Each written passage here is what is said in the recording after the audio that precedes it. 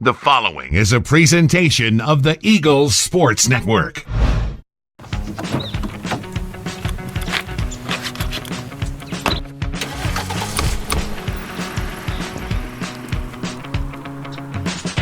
Hello and welcome. It's episode 2, season 3. We've got a coach. We're in a car. We're getting coffee. I'm the voice of the Eagles, Adam Cavalier, alongside Carson-Newman, associate head coach and wide receivers coach, Edgar Weiser. Weiser, time to break down the receivers. When I asked you, hey, when do you want to do this, you said, let's just go ahead and do it, because this room is a fun room to be around and a good room to be around. Your first year here, what makes you say that before you've even seen action on the field? The talent that we have, the type of people that we have, the playmakers that we have, and a lot of it has to do with not me at all, but several of our top kids that we're expecting big things from this year. We're already in the program. And I'm not going to say I didn't recruit him or Coach Ingram, because we recruited him to stay. And we got to see him in the spring. We got to introduce the offense, and we got to see their playmaking potential up close and personal. And we had also been told about him as we were getting on campus last January, and several great student athletes and football players are in that room. And then we've recruited some freshmen too to add to it. The first one that comes to mind, I'll go ahead and go 1-2 punch here.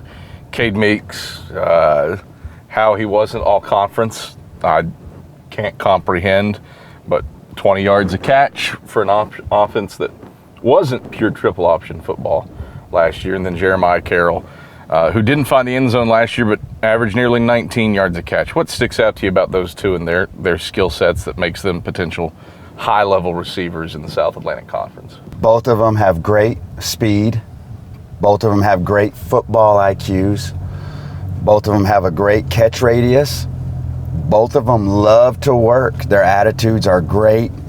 They're very receptive to any coaching, any critiques, and they're kind of, gym rats. You got to get them off the field. They just love working. They love competing. And we're very lucky to have both those guys on the team at the same time. And we're looking for big things from them. Cade Meeks is one of our team captains, and he's a little bit older, and Jeremiah's going to be in his second year. But both their attitudes are great. And when you have a room where your two most talented players are also your two hardest workers, that is awesome for a coach to have and for the rest of the room to see. They don't just sit on their laurels and I have my spot secured. They're working every day like they don't have anything secured. And that is great for not only the wide receiver room, but the team in general. Now, if the receiver room were a cup of coffee, what cup of coffee would it be? And I'm going to call an audible because the line at 60 beans is lengthy. And so we're going to switch it up, and you're going to be the first coach to get Dunkin' Donuts coffee as the coffee. I'm calling the audible. What is the style of coffee for the wide receiver room? I'm pretty. My coffee is usually plain Jane coffee, not a lot in it. But our receivers, they have a lot more pizzazz and ingredients to go in there. So I don't know one of those specialty coffee stores where you add all the stuff on there. That would be our what we call receivers. So caramel macchiato. Yeah, with some sprinkles and some whip some whip on top. Okay, but you personally, we're going to be going straight black coffee. I love Dunkin' Donuts. Original blend is my favorite coffee. Okay, so this works out well for you. Yes, the fact that it does. 60 beans is and I like 60 beans too. Up. You're not one for coffee in Jefferson City. No. Shockingly, for a town population of 10,000 or whatever. I don't know if you notice in my office, I also have 2 coffee makers. You do? 2 in my office. So the number one thing I noticed during the opening meeting, you had You were the only coach with tumbler in hand, and I appreciated that vibe. That you're working on some caffeine a little bit later in the morning, and that is near and dear to my heart of somebody who will caffeinate themselves at any hour of the day. So just a black coffee kind of guy. And I have the Bun coffee maker in my office, and that's a kind of a commercial grade that keeps it hot all day. So most commercial coffee makers, they just shut off after 1 or 2 hours. No, but this one will stay hot all day. So you don't even have to monitor it. Just make sure that you're not You're just not running low. Do you ever run low? Not really. Once I run low, that's usually it. Once I drink my pot, I'm usually done for the day. You're not a second pot kind of guy. I think about in terms of places you've been. You weren't there when Carson-Newman played them, but I would say your fingerprints were still on the offense, and that was the University of Cumberland's. Carson-Newman played them in 2015. It was a 59-56 game that Carson-Newman won. And one of the more impressive offenses that I've seen was that Patriot team out of the NAIA. As you work with Chuck Peterson, Ashley Ingram, how do you integrate the receivers into triple option football? I'm the one that's saying, Coach, we need to throw the ball. We need to throw the ball. Coach, I think they're open. I kind of take on the personality of my receivers now that I'm coaching them. And of course, we're all team first and whatever it takes to win. But we know we're very lucky to have the talent that we have. And so I'm going to pick my spots and try not to overstep my bounds. But when we're game planning each week and we're getting all the runs that we need, I'm going to definitely have my suggestions, and they'll be pass heavy and to some of our top playmakers for sure. And the good thing about our offense is if we run it the way we're expected to run it and the way we know how to run it, the opportunities for the receivers are going to be even greater. The way. And what I mean by that is the coverage is teams having to play the run. It's all right there. All right. Let me get a large caramel iced coffee and small original blend. A small original blend, please. Sugar in that? No, thank you. Okay. And then A small.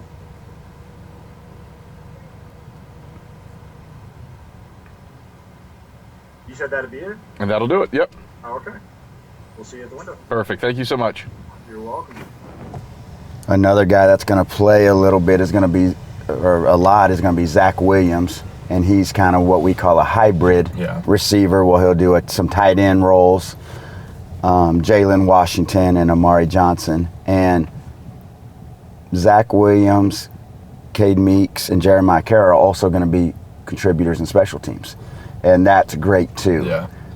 The investment, I know it's a change in staff, but it feels like the investment, at least from a special teams perspective, you've still, the mindset is, hey, get the best players on that phase of the ball as well. It's an opportunity for others to work their way in, and Isaac Boliber comes to mind, who led the team in special teams tackles last year. But it's an opportunity for guys to work themselves in while also relying on some of your more talented players. Yeah, we met with about that subject a couple weeks ago leading into the season, and everyone was on board with that philosophy, from Coach Ingram to Coach Slade to Coach Gosh to Coach Peterson.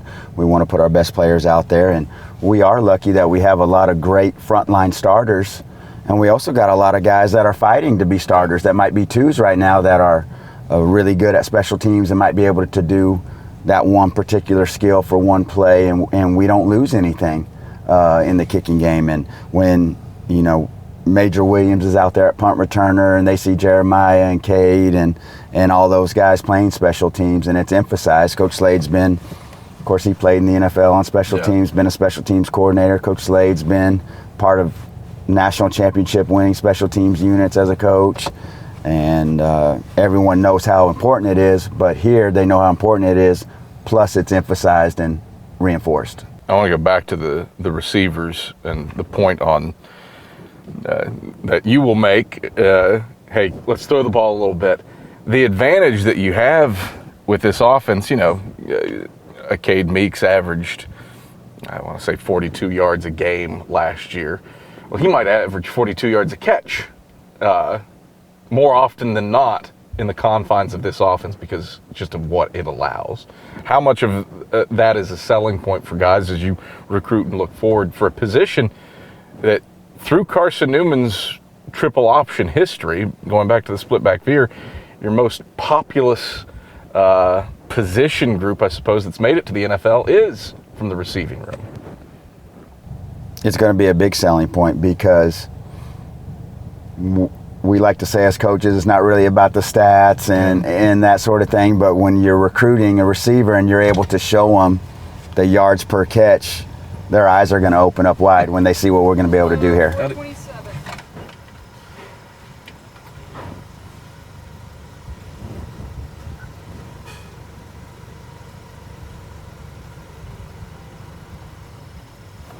Thank you.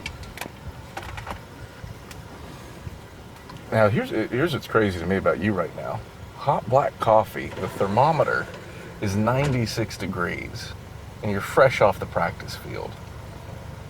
It's all about conditioning. I'm conditioned to drink coffee all hours. And no matter the temperature. Yeah. Would you ever go with an iced? No. Never. No. Doesn't matter the weather. Doesn't matter how hot. No. You're going black. Yeah, hot. Hot black coffee. Have a great day. We had a small black as well, please. Sorry.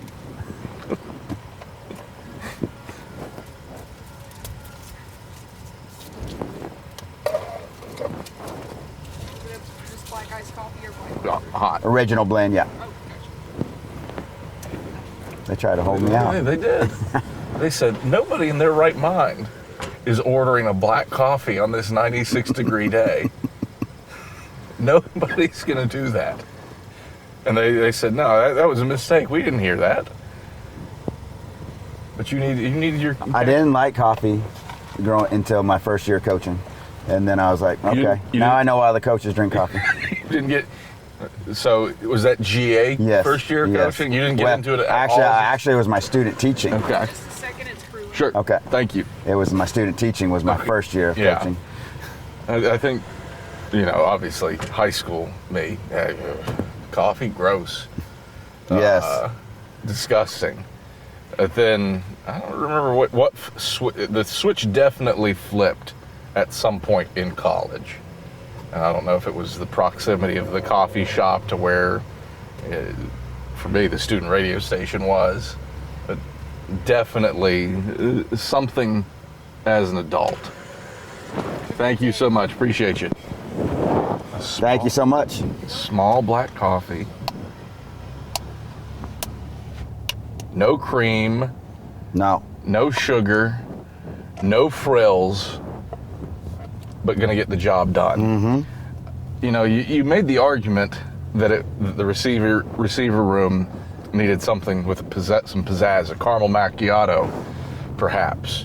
I would argue, given the requirements to block among the receiving corps within the confines of the offense, that a utilitarian black coffee is what could typify potentially the Carson-Newman receiving corps. Okay. Is that a fair assessment? Yeah, kind of like the hard hat and the lunch pail and the little thermos, bring that to work and go. And those guys have done a great job because obviously when we do our individual drills, part of that individual drills are blocking. And haven't heard one complaint. Again, all my top players are doing it the best, setting the example for the other guys. And that's great to see. So everyone else is catching on and doing the right thing and being real physical. And Coach Ingram's preached about that, being very physical. And sometimes you don't think about that adjective for a wide receiver. Yeah.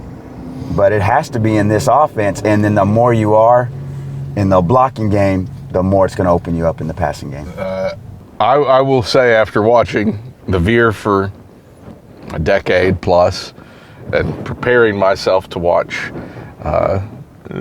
still triple option football, for a Carson-Newman receiver, yeah, sure, they could catch the ball, but they better be able to mow somebody down 20, 30 yards down the field. So it's refreshing to see that continue here as things. And I would say now more than then, it's harder to do that and be more physical because of the rules the NCAA has placed with the cutting, the backside cutting, which are all good rules, I think, for safety. But the fear of the defenders is not there anymore. Yeah. And so our technique has to be even better. We have to be more precise on hand placement when we're breaking down, the leverage that we take. And those guys have done a good job. Now, you've got 3 weeks before game number 1. What is there to build upon for a unit that, I mean, the guys that you rattle off, Cade Meeks has played a lot of games here. Jeremiah Carroll played a lot as a freshman last year. Jalen Washington has played a lot in his couple years. What is there to do with what is largely a veteran group to get ready for Reinhardt on August 29th? What I want to do and what I told them from the first meeting, I want to be hitting peak performance Thursday night, August 29th at 6 p.m. A lot of times during camp and early on in practice sessions, you see the energy level and you see the aggressiveness and how hard people go in week 1. Week 2, there's a big lull. And so I want to be consistent in what we do. I want to clean up everything. I want to, when I ask a question about what our role is in this offense or what our particular job description is on this play, I want them to be able to repeat it to me, tell it to me like they're teaching me. And so we're cleaning up all those things, and they've learned them, they're relearning them, reaffirming them, and we want to be hitting our peak performance August 29th. We don't want to peak too early, we don't want to peak too late, and so that's what we're working on right now. And then sounds like carry that over a little bit for September 12th when you head up to West Virginia State. You got the bye, you got the little extra time between week 0 and week 2. Is it more challenging to maintain that intensity after camp? You get a game and now you got to sit and wait a little bit? In the coaching profession, it's widely known the most improvement is going to be between weeks 1 and weeks 2. I always like to really improve after a win. Don't we all? That's a lot more enjoyable. Now we're going to have week 2 with some extra time, which I think is going to be advantageous for us. And you mentioned NAI a while ago, and Reinhardt was in the national championship not too long ago, perennial playoff team. So 8 straight years in the playoffs, not an easy start. Thank you for that stat. I'm going to use that today in my meeting. 8 straight times in the playoffs. So we respect every single opponent, and we're going to treat them like that. And then we're going to hopefully have a great performance August 29th. Use the bye week, which is between week 0 and week 2, I guess. Week 1's our bye week, and use that to improve and then keep revving up the level of intensity. That's our first game together as a staff and as a team. So we're going to learn a lot of things that day as well, just from an operation standpoint, logistics standpoint, how we call plays, how we bring them in, substitution patterns. So we'll get better as coaches, and the players will get better too. But we have a great group to work with. I'm very lucky to be able to coach the wide receivers here at Carson-Newman University and help on the special teams, and we're very excited for the season. Weiser, appreciate it. Enjoy the small black coffee, a purist. That's Carson-Newman Associate Head Coach and Receivers Coach, Edgar Weiser. I'm the voice of the Eagles, Adam Cavalier. Coaches in Cars Getting Coffee, Episode 2, done and dusted. Thanks for joining us.